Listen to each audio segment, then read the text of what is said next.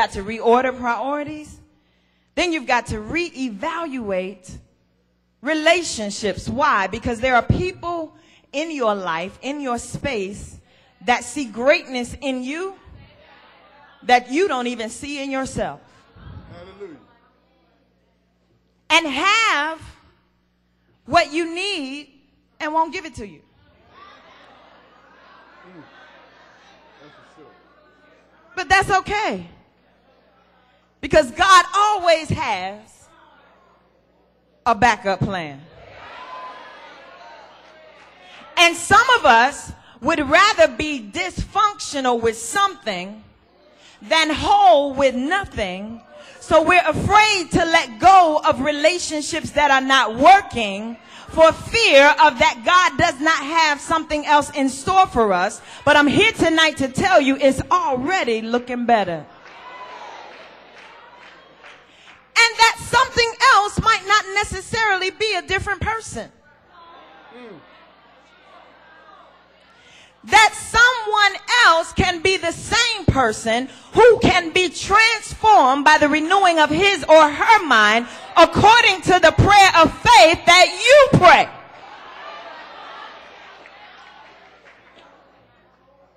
Say it's already looking better.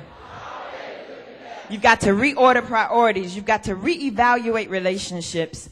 And then, ladies and gentlemen, you've got to resist the temptation to go back to who and what you used to be.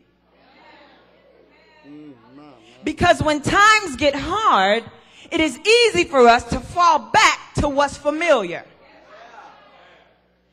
And for some of us, the fear of the unknown is greater than the misery of what we know.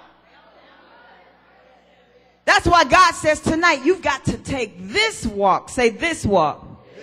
You've got to take this walk by faith. In other words, when you want to pull back, by faith, you've got to push through.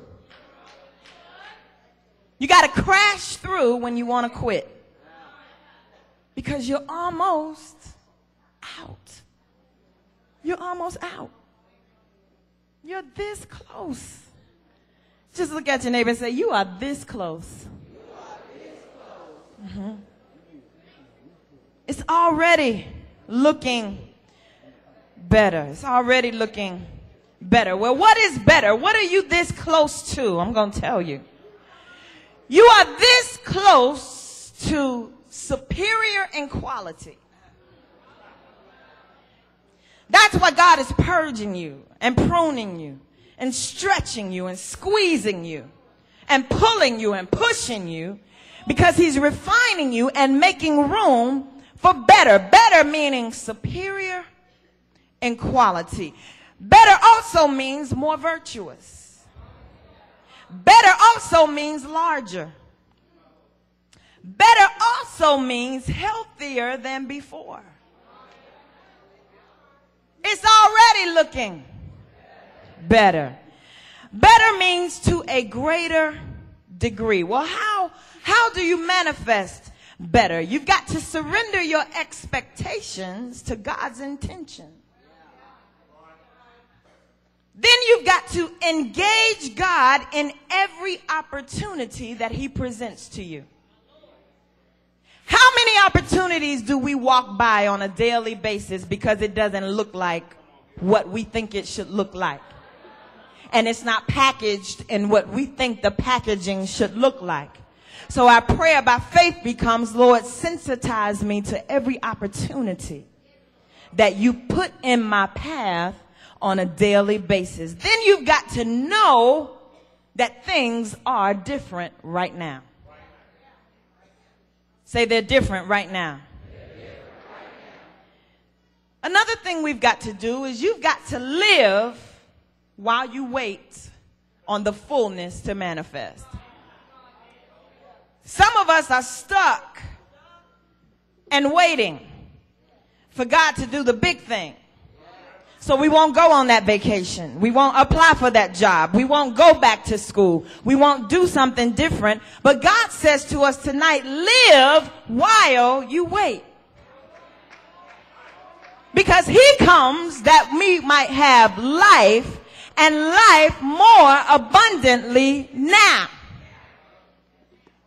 Do you know that God will not give you more until you maximize what you already have?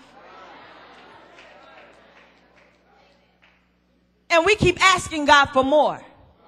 And God is saying, no, maximize what I've already given you. You don't need more because you're not even properly managing or being a good steward over what you have.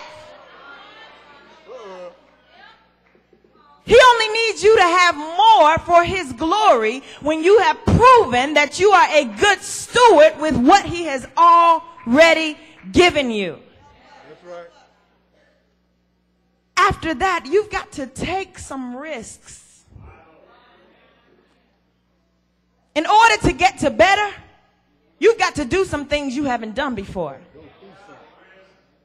You've got to take some risks. Then you've got to be open to the purpose of God in every encounter. This is a strong one for me because I see so many people doing this. You've got to stop going through the motions. If it's not on purpose, don't do it. What did I say? You've got to walk in your purpose on purpose. And if you don't know what your purpose is, then your purpose is just to walk by faith.